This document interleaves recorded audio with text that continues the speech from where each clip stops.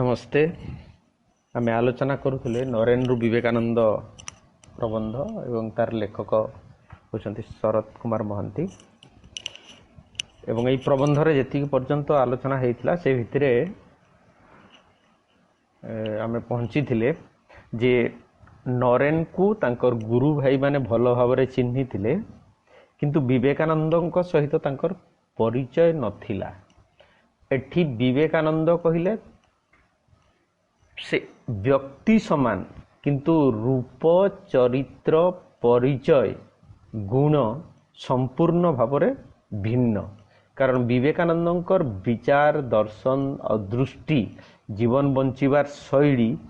यही जो परिभ्रमण जनित अर्जन करिथिबा ज्ञान प्राप्ति परे संपूर्ण भावरे बदली जाइथिला। एवं तत्पश्चात विवेकानंद चिकागो गले। माने जानी थिबे समस्ते जे 1883 संभवतः 1883 सेप्टेम्बर 11 रु 27 मसीहा मध्य अमेरिकार चिकागो ठारे parliament of the world religion अर्थात विश्व रो जेते सबु धर्म अछि से धर्मर गोटे सम्मिलनी आयोजन करा जाइथिला। सॉरी सेटा ठीक करेक्शन करनबो। सेटा होछि 1883 नुहे 1893 एवं प्रथम थर विश्व जो धर्मर ताहा होछि सम्मिलनी एवं सेठी विवेकानंद भारतर हिंदू धर्मर बा सनातन धर्मर से प्रतिनिधित्व करिथिले। विवेकानंदर जीवनी एवं विचार दृष्टि इत्यादि सबुरे चिकागो एवं पाश्चात्य भ्रमण भूमिका अनेक अच्छी। तो एठी चिकागो वृत्तांत संपर्क में आम विशेष आलोचना करिवार अवकाश नहीं, किंतु आम समस्ते जानिछे जे से चिकागो धर्म सम्मेलन को जाइथिले एवं भारतर प्रतिनिधित्व करिथिले। प्राबंधिक परवर्ती अंशरे कहिसंती जे विवेकानंद विभिन्न लोकमानंक सहित मिसिबा फलरे जो ज्ञान और अभिज्ञता अर्जन करि पारिथिले ताहा कौनसी शास्त्र पुराण देई पारि नथंता। कारण जीवन रो असल पाठ केवल बही भितरे सीमाबद्ध नुहे। सेथिपाई अभिज्ञतारू ही ताहा मिली पारिबो। माने जणे लोक को निज जीवन रे ताकू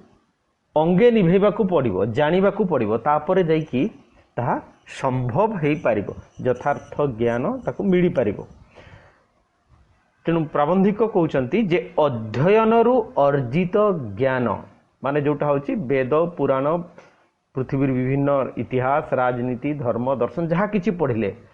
ताहा होची अध्ययन अर्जित ज्ञान अभिज्ञता और जीवनर निबिड़ अनुभूति जीवन्यास पाई क्रियाशील हुए। तेणु बहिर्पाठ सहित भारतर विभिन्न तीर्थस्थल विभिन्न ज्ञानी गुणी लोकमानंकु भेटिबा परे तांकर चेतनार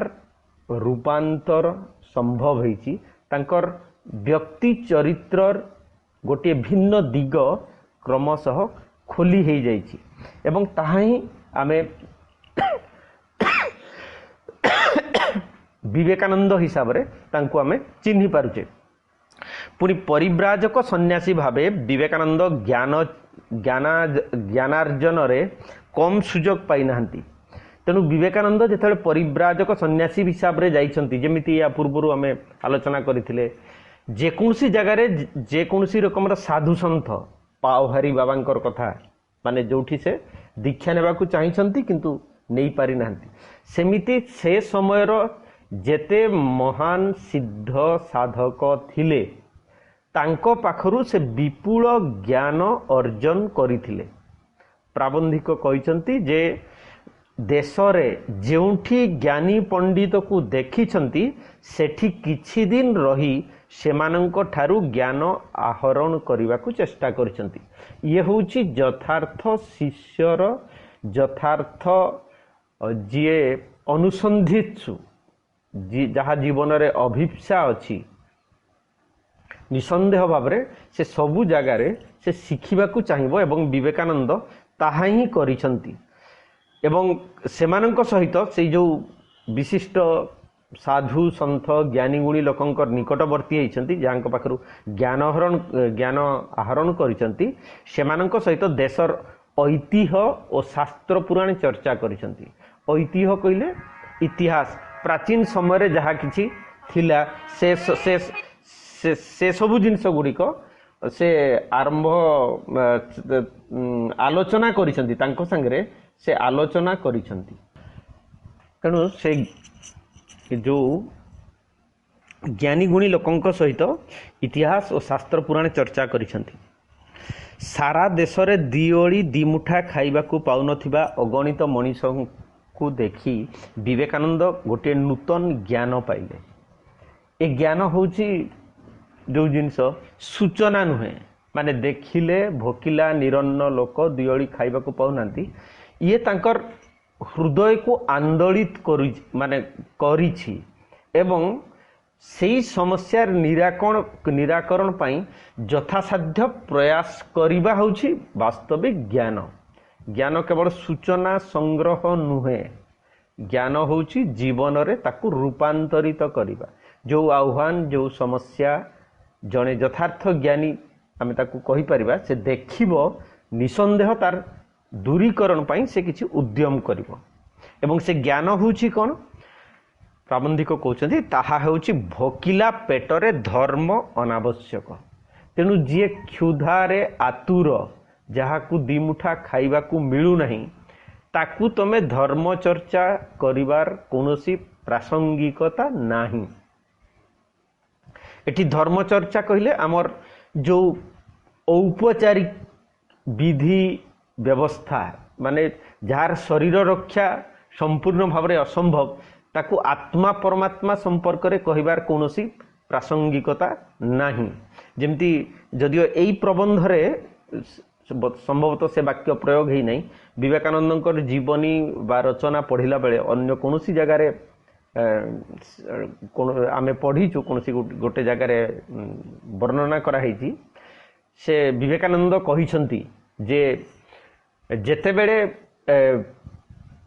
एई भोकिला लोक माने माने दिओली खाइबाकू मुठाए पाउ नहंती सेते बेले मु चाहिबी एटा एई प्रबंधर विषय नुहे से अलगा कोनोसी जगार से कहउचंती मु चाहिबी ए देशर तरुण माने वेद अध्ययन करबा अपेक्षा फुटबॉल खेलिबा अधिक प्रासंगिक। फुटबॉल खेलिबार अर्थ होची शारीरिक श्रम करबा। शारीरिक श्रम करबार उद्देश्य एथि पई जे सुस्थ शरीर पाई आगे खाद्यर आवश्यकता अछि। तेणु मूल समस्या होची अन्नर। जे पर्यंत अन्नगत समस्या दूर करा जाई पारिबो नहीं सेते बेले भारतीय जीवन दृष्टि रे आनंद पर्यंत जने पहुंचीबो केमिति। कारण अन्न होची मूल आवश्यकता। अन्न को आमे ब्रह्म बोली भी कहिजे किंतु ताकू संपूर्ण आड़ेई देई अस्वीकार करिकी संपूर्ण परित्याग करिबा सुस्थ मनीषर धर्म नुहे। प्राबंधिक से जगार कहते जे उक्तिटी मार्क्स बा तांकर अनुगामींकर बोली अनुमान करिनेबा स्वाभाविक। आमे समस्ते जानिछे जे कार्ल मार्क्स होचंती जने विशिष्ट चिंतानायक दार्शनिक एवं तांकर जो दास कैपिटाबादी कैपिटालिज्म पुस्तक ये पृथ्वीर मनीष मानकर असल समस्या जोटारे से वर्गीकरण करिसंती बुर्जुआ आउ प्लोरेटेरिएट दुई प्रकार लोक अच्छी बोली से कहते गोटे हूँ थिला वाला एवं गोटे हूँ नथिला वाला। थिला वाला अर्थ हूँ बुर्जुआ जो मान पाखे क्षमता और संपत्ति ठूल होती एमानकर संख्या 100 रे मात्र 2 ରୁ 5% भितर बाकी 95% लोक मैंने होती प्लोरेटेरिएट बा जो मान पाखे किसी संबल ना। तेणु यही जो किसी संबल ना से मैंने होती दिओली दिमुठा खाइबाकू पाउनथिबा लोक। किंतु यही पदटी ये जो भोकिला पेटरे धर्म अनावश्यक मार्क्स तांकर बाणी रे केतेबेले कहिसंती जे धर्म होची अफीम जदियो तार उद्देश्य एवं तार विशेष व्याख्या करिया पई पुनी समय दरकार आमे से भीतर को जाऊ नै। तांकर बाणी टिए होची धर्म गोटी अफीम किंतु विवेकानंद कहउचंती जे भोकिला पेटरे धर्मर अनावश्यक धर्म कौन आवश्यकता नहीं ताकू मोक्ष मुक्ति आनंद ईश्वर हरि ब्रह्म ए सब जिनस कौन शुणेबार प्रासंगिकता नहीं किंतु एई पदटी नरेन रामकृष्ण ठारू शुणी थिले ए जो भोकिला पेटरे धर्म अनावश्यक बोली ए बाणीटी रामकृष्ण परमहंसंकर ठारू विवेकानंद बा नरेन शुणी थिले देशर अंधी कंदी बुली यार सत्यता को मर्मे मर्मे अनुभव कले तेणु समुदाय भारत वर्ष माने घटनाक्रम आम पूर्वर जानिचे से हिमालय पर्यंत केवल जाइना एपटे दक्षिण रे कन्याकुमारी पर्यंत जाइछन्ति माने समुदाय भारत वर्ष भारत पूर्व माने पट राज्य रे माने वेस्ट बेंगल बा बंगला रे तांकर जन्म किंतु समुदाय भारत वर्ष को से चाली चाली की बुली थिले बोली जो कथा अच्छी से बुलिबा जनित से यही सत्यता को मर्मे मर्मे हृदय रे अंतकरण रे से ग्रहण करि नैछन्ति जे भोकिला पेटरे धर्म अनावश्यक से ठीक कले अर्थ होची सिद्धांत कले से माने मानसिक स्तर रे संकल्प कले जे दरिद्र नारायणंकर सेवा ही सन्यासीर यथार्थ व्रत तेणु यही जो भोकिला लोक अछंती जो दरिद्र लोक अछंती तांकर दारिद्र मोचन करिबा ही होउछि जने सन्यासीर असल धर्म एठी दारिद्र दूरीकरण दुई प्रकार करा जाई पारे एक होउछि जे तांकू बसैकी नियमित भाव रे खाद्य प्रदान करिबा आउ गोटे जिनसटी होउछि तांकू निजर आवश्यकता बा खाद्य उत्पादन करिबा पई तांकू ज्ञान प्रदान करिबा ए उभयटीए सेवा पर्यायवाची हेबो सेवा माने सेवा हिसाब रे हमें ग्रहण करिबा एमिति नुहे जे सरकार तांकू कहिबे बा विवेकानंद चाहती जे समस्त को केवल खाइबा पीबा को देले यथार्थ विकास बा यथार्थ व्यक्तिर जो मुक्ति बा अग्रगति ताहा संभव हेबो नहीं तेणु सन्यासीर व्रत होउची दरिद्र नारायणर सेवा एटी सेवार अर्थ होची जो अवस्था रे अछंती सेही अवस्थारू निजर उद्यम बड़े आगकू से जीवा पई आमे प्रेरणा देबा माने अनुकूल परिवेश बा भित्तिभूमि प्रस्तुत करिबा सेही अर्थ रे सेवा शब्दटी व्यवहार कराई देश सारा दारिद्र निरंकुश राजत्व देखी निरंकुशर अर्थ होची बाधाहीन माने कोनसी प्रतिबंधकहीन अंकुश कहले माने जो विशाल गजराज को हाथी को शासन करने पाई जमती गोटे माहुंत अंकुश प्रयोग करे एटी बाधा बा प्रतिबंधक अर्थ रे निरंकुश शब्द व्यवहार कराई निरंकुश राजत्व देखी दारिद्रर निरंकुश राजत्व देखी विवेकानंद आपना को और सन्यासी को धिक्कार करी भाबुथिले जे जेते बेले एमिति शह शह लोक बा कोटी कोटी लोक बुभुक्षु अछंती निरन्न अछंती आमे जो माने घर द्वार संसार परित्याग करी व्यक्तिगत स्वार्थ को परित्याग करी बाबाजी है कि जंगल भितरे रहिबा ये बहुत लज्जार कथा तेणु निजकू और सन्यासी मानंकु से धिक्कार करिसंती एवं भाबिसंती बुभुक्षु जनता पई आमे सन्यासी गण कोन करिछु ये होची सबुठारु बड़ प्रश्न माने प्रत्येक सन्यासीर यही प्रश्न निसंदेह निजको पचारिबा जरूरी जे यही अवशिष्ट जो लोक गुड़िक दलित निपीड़ित बा निष्पेषित अछंती बुभुक्षु अशिक्षित दरिद्र जनता सेमानंक पई मु कोन करिछि आमर सबु बेले माने आमर जो 200 बा 800 वर्षर पराधीनता भितर भारतीय मानकर गोटे दृष्टिकोण बदली जाइछि सबु बेले से माने चाहती जे राष्ट्र आम पई कोन करिछि सरकार आम पई कोन करूछि राजा माने आम पई कोन करूछंती किंतु जने असल व्यक्तिर कर्तव्य असल व्यक्तिर लक्षण हेबा दरकार निरंतर से प्रश्न पचारिबो देश पई राष्ट्र पई मु निजे केमिति भाबरे समर्पण करिछि मु निजको केते मात्रा रे देई पारिछि तेनु सन्यासी माने जदि अधिक श्रेष्ठ अधिक उच्च गोटे उच्चतर जीवन भी बंचुछंती सेही प्रश्न पचारिछंती जे आमे बा सन्यासी गण से कौन करिछु जय पराजयर ऊर्ध्वक उठिथिबा अनासक्त सन्यासी व्यतीत आउ किए प्रबल प्रतापी और अजय दारिद्र दानव विरोधरे खड्ग उत्तोलन करिपारे। तेणु एठी माने जय पराजय माने हारीजिबा किंबा जितिबा ए कथा नुहे। पुणी एई जो शत्रु ये गोटे अदृश्य माने आमे जेतेबेले शत्रु कथा कहबा गोटे निर्दिष्ट व्यक्ति से राक्षस हो पारे से गोटे दानव हो पारे से गोटे अपशक्ति हो पारे। किंतु दारिद्र कहले भोक कहले क्षुधा कहले ये समुदाय अपपुष्टि को मध्य से भितर रखी परिबा माने सुषम खाद्य जोटक आम कहूचे जदि तार अभाव हुए जहाँ जनित मनीष अपपुष्टि शिकार हुए एमिति गोटे दैत्य विरुद्ध रे एमिति गोटे दानव विरुद्ध रे किए खड्ग उत्तोलन करिवो जने सन्यासी जुग जुग धरी सिंहासन रे अधिष्ठित प्रतापी सम्राट जुग जुग धरी सिंहासन रे अधिष्ठित प्रतापी सम्राट को विरोध रे संग्रामर फलाफल को निजर शौर्य वीर्य द्वारा न मापी सुप्त जातिर शक्ति कलिथिबा दिव्य द्रष्टा सन्यासी व्यतीत आउ किए रणदुंदुभी बजाई युद्धर डाकरा देई पारे। तेणु जुग जुग धरी सिंहासन रे अधिष्ठित थिबा बसी थिबा से महाप्रतापी सम्राट किए ताहा होची क्षुधा दारिद्र अभाव एवं सेई अभावटी को जेतेबेले समुदाय भारत वर्ष बुलिकी से अनुभव करिसंती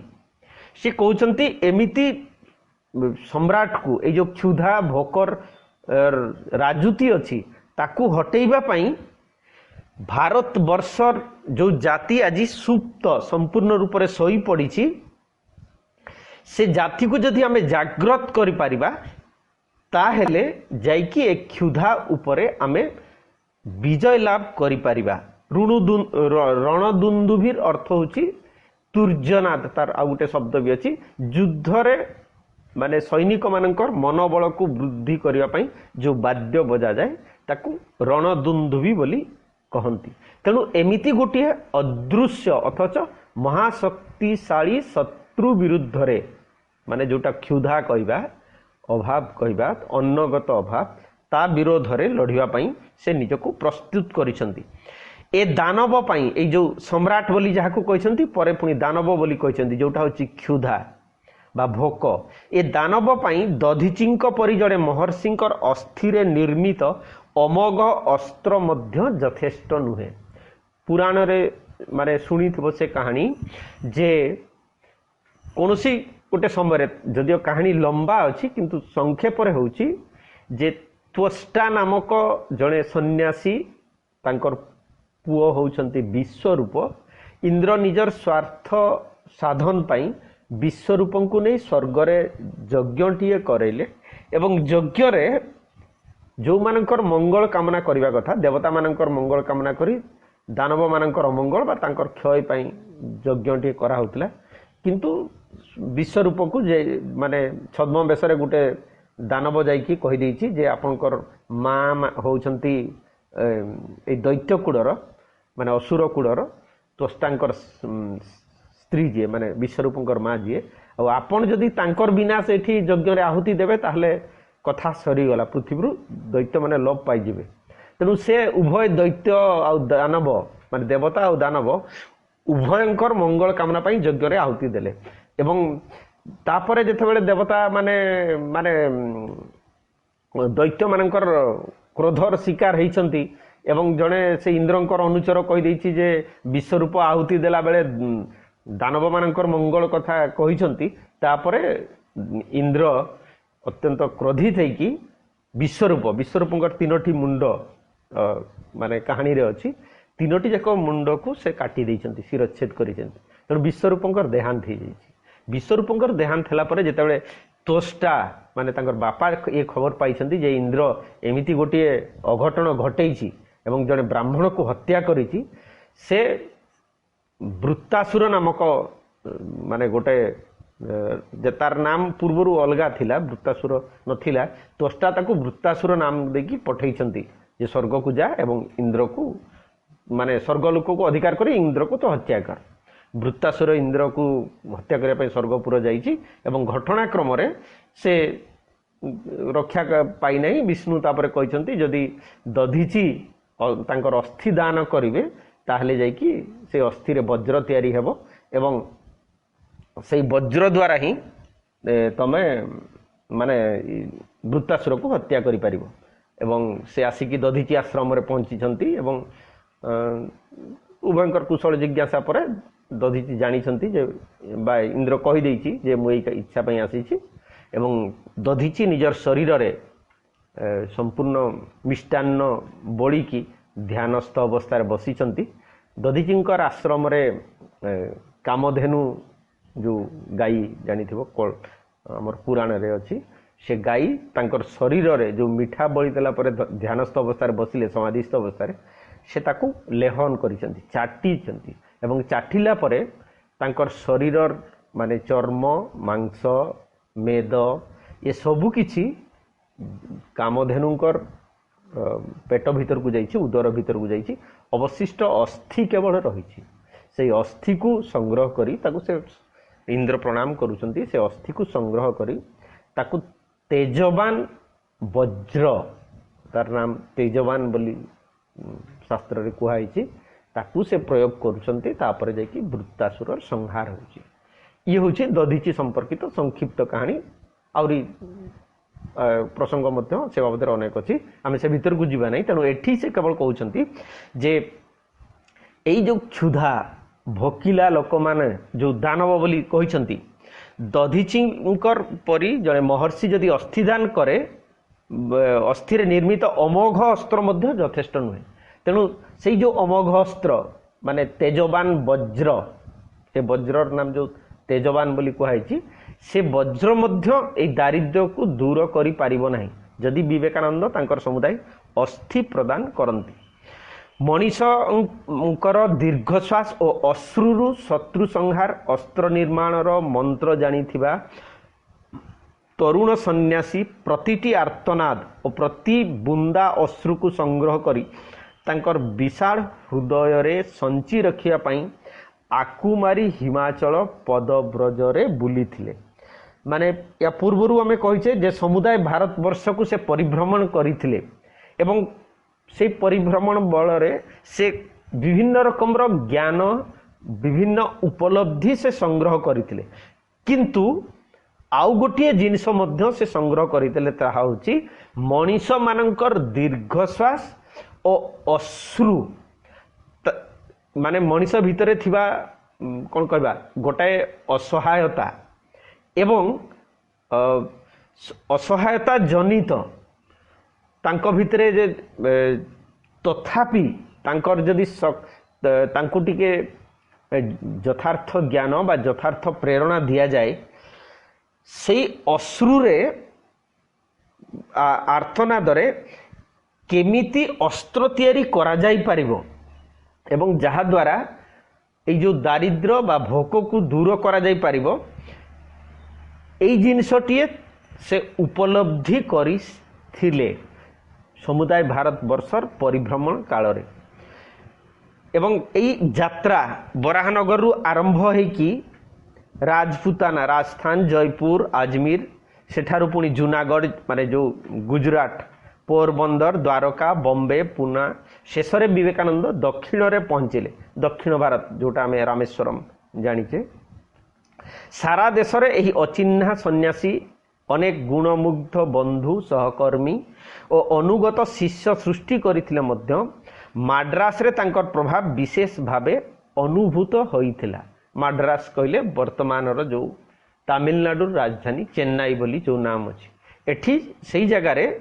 माने विभिन्न जगह रे तांकर प्रथम सन्यासी बाबद रे आमे कहिथिले जे शरद चंद्र गुप्त बोली तांकर थिले प्रथम सन्यासी स्टेशन मास्टर। ता परवर्ती समय तांकर अनेक शिष्य होइछंती किंतु चेन्नई रे बा माड्रास रे जो सहकर्मी और शिष्य से सृष्टि करथिले सेमानकर टिके प्रभाव विशेष थिला। युद्ध घोषणा करिबा पूर्वरु छत्रपति सन्यासी बेशरे तांकर योद्धा माननकु ठाब करी गले जे ए जो दारिद्र विरुद्ध रे जो लड़ेईटे हेब से लड़े कौ माने तेणु से जो योद्धा दरकार से जो सहकर्मी अनुगत दरकार ता पूर्वर से संग्रह करी बा ता पूर्वर से ठौरे नहीं बाछी नहीं जे कौ मानू सांगरे नहीं कि या विरुद्ध से लड़ी पारे। युद्ध घोषणा करने पूर्वर छत्रपति सन्यासी बेशरे योद्धा मानक ठाव करते धनी राजा महाराजा बड़ बड़ पंडित मान आरंभ करी साधारण जनता मध्य थिबा अनुरक्त सैनिक माने एई छद्मवेशी छत्रपति ठारू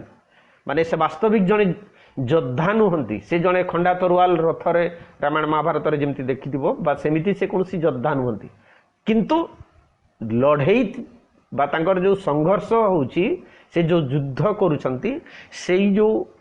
दारिद्र विरुद्ध रे सेथिपई तांको कुहाउची जे सन्यासीर बेश किंतु ताहा से जने वास्तविक छत्रपति से होचंती वास्तविक योद्धा से होचंती सम्राट। तेणु छद्मवेशी योद्धा छद्मवेशी छत्रपति ठारू एही रहस्यमय इशारा पाई एक रहस्यमय इशारा पाई आदेश को अपेक्षा करी रहिले जे केतेबेले तांकर सेनापति माने विवेकानंद जाकु स्वामी आमे कहूचे ऋषि बोली कहूचे सेही सन्यासी वास्तविक से होचंती छत्रपति वास्तविक से होचंती जने योद्धा से केतेबेले कहिबे युद्ध कर सेथिपई से माने प्रस्तुत होइकी अछंती बा प्रस्तुत होइकी रहिले।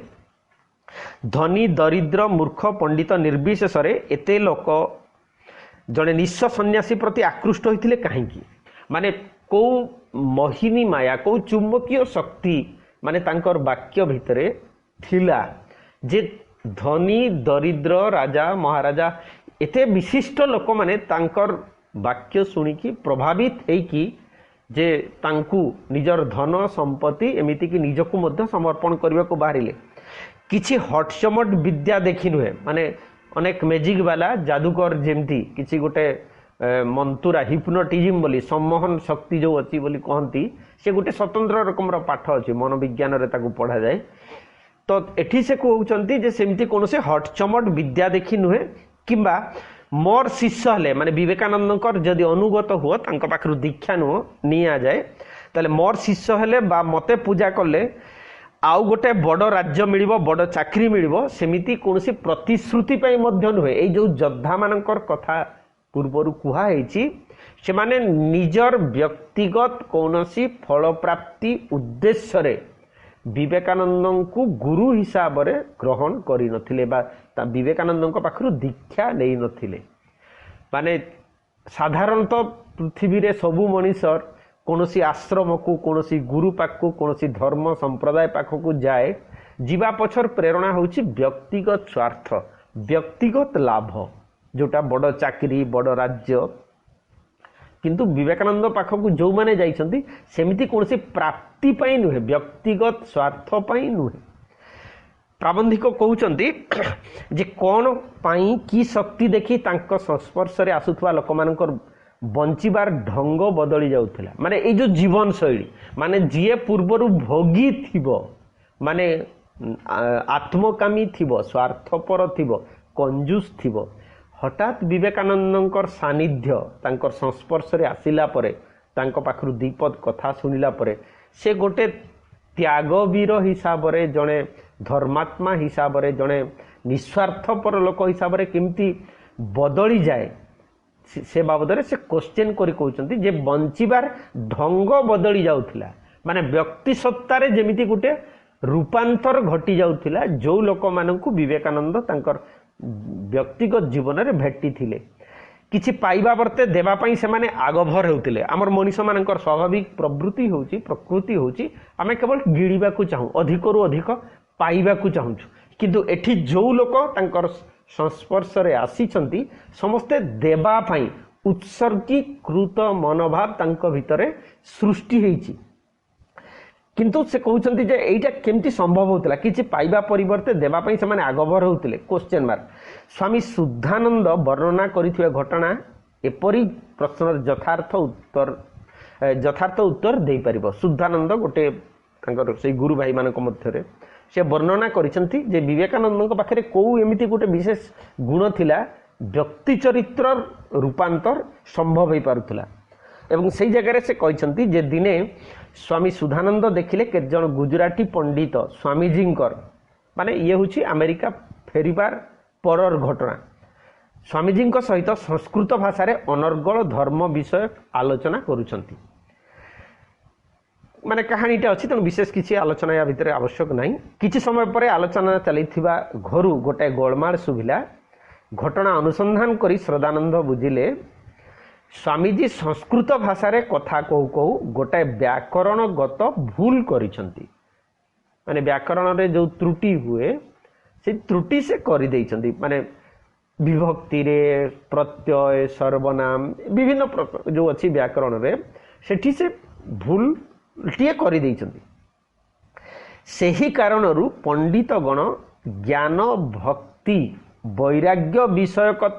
ତର୍କ ଛାଡ଼ି ଦେଇକି, ମାନେ ସନ୍ନ୍ୟାସୀର ଅସଲ ଲକ୍ଷ୍ୟ ହେଉଛି କେଉଁ ସମ୍ପର୍କରେ ସେ ଆଲୋଚନା କରିବ, ହୁଏତ ଜ୍ଞାନ ସମ୍ପର୍କରେ, ଭକ୍ତି ସମ୍ପର୍କରେ ବା ବୈରାଗ୍ୟ ସମ୍ପର୍କରେ। ବ୍ୟାକରଣ ସମ୍ପର୍କରେ ଆଲୋଚନାଟା ସନ୍ନ୍ୟାସୀର ଲକ୍ଷଣ ବା ଜୀବନ ପରିସର ଭିତରେ ଆସିବା କଥା ନୁହେଁ। ତ ଯାହା ହେଉ ସେଇ ଚର୍ଚ୍ଚା ଛାଡ଼ି ଦେଇକି ବିଜୟ ଉଲ୍ଲାସରେ ସେମାନେ ହାଲ୍ଲା କଲେ, ମାନେ ଯେଉଁ ଗୁଜୁରାଟୀ ପଣ୍ଡିତ ମାନେ, ଯେ ଆମେ ସ୍ୱାମୀଜୀଙ୍କୁ ହରେଇ ଦେଲୁ। ମାନେ ମଣିଷ ଭିତରେ ଗୋଟେ ବଡ଼ ଇଚ୍ଛାଟିଏ ଥାଏ ଅନ୍ୟକୁ ଅତିକ୍ରମ କରିବା, ଅନ୍ୟଠାରୁ ନିଜକୁ ଶ୍ରେଷ୍ଠ ବୋଲି ପ୍ରତିପାଦନ କରିବା, ମାନେ ଅନ୍ୟ ଉପରେ ବିଜୟ ଲାଭ କରିବା। ଇଏ ଗୋଟେ ତାମସିକ ମନୋବୃତ୍ତି ସବୁ ମଣିଷମାନଙ୍କ ଭିତରେ ଆଚ୍ଛନ୍ନ ହେଇକି ଥାଏ। ପଣ୍ଡିତମାନଙ୍କ ଭିତରେ ସେଇ ଜିନିଷଟିଏ ଥିଲା। ତେଣୁ ସେମାନେ କହିଲେ ଆମେ ବିବେକାନନ୍ଦଙ୍କୁ ହରେଇ ଦେଲୁ। କ'ଣ ହରେଇ ଦେଲ ନା ବ୍ୟାକରଣରେ ସେ ଗୋଟେ ତ୍ରୁଟି କରିଛନ୍ତି। ତେଣୁ ଦୃଶ୍ୟଟି ଦେଖି ଶ୍ରଦ୍ଧାନନ୍ଦଙ୍କର ଠାକୁର କହୁଥିବା ଗୋଟିଏ କଥା ମନେ ପଡ଼ିଲା। ଠାକୁର ମାନେ ରାମକୃଷ୍ଣ ପରମହଂସ କହୁଥିବା ଗୋଟେ କଥା ମନେ ପଡ଼ିଲା। ଠାକୁର କହୁଥିଲେ ଯେ ଚିଲ ଶାଗୁଣା, ମାନେ ଯେଉଁମାନେ ମାଂସାଶୀ ପଶୁ ଜାଣିଥିବ ହେଲା, ଚିଲ ଶାଗୁଣା ଖୁବ୍ ଉଚ୍ଚରେ ଉଡ଼ନ୍ତି, କିନ୍ତୁ ସେମାନଙ୍କର ଦୃଷ୍ଟି ଥାଏ ତଳେ ଗୋରୁ ମଢ଼ ଉପରେ। ତେଣୁ ଖୁବ୍ ଉଚ୍ଚରେ ଉଡ଼ୁଥିବା ଚଢ଼େଇ ତଳକୁ ଲକ୍ଷ୍ୟ ସେ କ'ଣ କରିବ, କୌଣସି ମାନେ ସୁନ୍ଦର ଫୁଲ ଉପରେ ନୁହେଁ, ପୃଥିବୀର ଅନ୍ୟ ସୁନ୍ଦର ଜିନିଷ ଉପରେ ନୁହେଁ, ସେ ଲକ୍ଷ୍ୟ ରଖିବ ଏଇ ଯେଉଁ ମଢ଼ ଉପରେ, ମରିଯାଇଥିବା ପଶୁର ଶବ ଉପରେ, କାରଣ ସେମାନେ ହେଉଛନ୍ତି ଚିଲ ଶାଗୁଣା ପର୍ଯ୍ୟାୟବାଦୀ। ତେଣୁ ଇତର ପ୍ରାଣୀମାନଙ୍କ ଜୀବନର ନିର୍ଦ୍ଦିଷ୍ଟତା ଥିବା କାରଣରୁ, ନିର୍ଦ୍ଦିଷ୍ଟ ମାନେ ପ୍ରକୃତି ତାଙ୍କୁ ସେଇ ଢାଞ୍ଚାରେ ତିଆରିଛି, ତାଙ୍କର ଧର୍ମ ସେମାନେ ସେମିତି ହିଁ ଜୀବନଯାପନ କରିବେ, ଇଏ ଗୋଟେ ପ୍ରକୃତିର ସ୍ୱାଭାବିକ ଜିନିଷ। କିନ୍ତୁ ମଣିଷମାନଙ୍କର କ୍ଷେତ୍ରରେ ଯେଉଁମାନେ ଉଚ୍ଚକୁ ଯାଆନ୍ତି ସେମାନେ ଯଦି ଏମିତି ଆଚରଣ କରିବେ ତାହା କଦାପି ଗ୍ରହଣୀୟ ବା ସ୍ପୃହଣୀୟ ନୁହେଁ। ତେଣୁ ପଣ୍ଡିତଗଣ କୌଣସି ଉଚ୍ଚ ଭାବ ବା ଗହନ ତତ୍ତ୍ୱ କଥା ଚର୍ଚ୍ଚା କରିବାକୁ ଆସିନଥିଲେ। ମାନେ ପଣ୍ଡିତମାନଙ୍କର ଲକ୍ଷ୍ୟ ଜ୍ଞାନ ଅର୍ଜନ ପାଇଁ ନୁହେଁ, ଭକ୍ତି ସମ୍ପର୍କରେ ଜାଣିବା ପାଇଁ ନୁହେଁ, ସନ୍ନ୍ୟାସ ବୈରାଗ୍ୟ ସମ୍ପର୍କରେ, ଜୀବନର ଲକ୍ଷ୍ୟ ସମ୍ପର୍କରେ, ମୋକ୍ଷ ମୁକ୍ତି ଆନନ୍ଦ ସମ୍ପର୍କରେ, ଶାନ୍ତି ସମ୍ପର୍କରେ, ଧର୍ମ ସମ୍ପର୍କରେ, ଏସବୁ ଜିନିଷ ତାଙ୍କର ଜାଣିବାର ଇଚ୍ଛା ତାଙ୍କ ପାଖରେ ନାହିଁ। ତାଙ୍କ ପାଖରେ କେବଳ ଏକମାତ୍ର ଉଦ୍ଦେଶ୍ୟ ହେଉଛି ଯେ ଆମେ ବିବେକାନନ୍ଦଙ୍କୁ ଯେକୌଣସି ଉପାୟରେ ତାଙ୍କୁ ପରାସ୍ତ କରିବା। ବିବେକାନନ୍ଦଙ୍କୁ ଆମେ ଯଦି ହରେଇ ଦେଲେ ତାହେଲେ ଆମେ ନିଜର ଶ୍ରେଷ୍ଠତ୍ୱ ପ୍ରତିପାଦନ କରିପାରୁଛେ, ତାହା ପ୍ରମାଣିତ ହୋଇଯିବ। କିନ୍ତୁ ବିବେକାନନ୍ଦଙ୍କ ଭଳିଆ ଋଷି ମହର୍ଷି ଯଥାର୍ଥ ପ୍ରଜ୍ଞା ପୁରୁଷ, ମାନେ ଯାହାକୁ ଆମେ ସ୍ଥିତପ୍ରଜ୍ଞ ବୋଲି କହିବା, ସେମିତି ବ୍ୟକ୍ତି ଯେତେବେଳେ ଜାଣିଛନ୍ତି, ସେ ଜାଣିଲେ ଯେ ଏମିତି ତ୍ରୁଟି ହୁଏ। ଇଏ ତ୍ରୁଟି ଅତ୍ୟନ୍ତ ସ୍ୱାଭାବିକ ମାନବୀୟ ତ୍ରୁଟି, କାରଣ ଉଚ୍ଚାରଣରେ ଅନେକ ସମୟରେ ଏ ଭୁଲ ହୁଏ। ତଥ୍ୟଗତ ସୂଚନାରେ ମଧ୍ୟ, ମାନେ ଗୋଟାଏ ଜିନିଷ କହିବାକୁ ଚାହୁଁଥିବ ଆଉ ଗୋଟାଏ ଜିନିଷ ସମ୍ଭବତଃ ଆସିଯାଇପାରେ। ଏଇଟା ଖୁବ୍ ଗୋଟେ ବଡ଼ ବିଲକ୍ଷଣ ନୁହେଁ, ଖୁବ୍ ବଡ଼ ତ୍ରୁଟି ନୁହେଁ। କିନ୍ତୁ ବିବେକାନନ୍ଦଙ୍କ ଭଳି ଚରିତ୍ର ଯେତେବେଳେ ସେଇ ତ୍ରୁଟି ବି କରିଛନ୍ତି, ଭୁଲ କରିଦେଇଛନ୍ତି, ସ୍ୱାମୀଜୀ ଅପ୍ରତିଭ ନ ହୋଇ, ମାନେ अप्रतिभ माने असतर्क बा सचेतनता न होइकी माने निजे लाज न करिकी से गोटे कहते जे अपराध पाई से क्षमा मागी नौछंती जे व्याकरण जनित जदि त्रुटिटीए होईची ताहले पंडित मानक पाखरु मु क्षमा मागी नौछि। आज एतिकी थाउ, धन्यवाद। पुणी आसंता काली।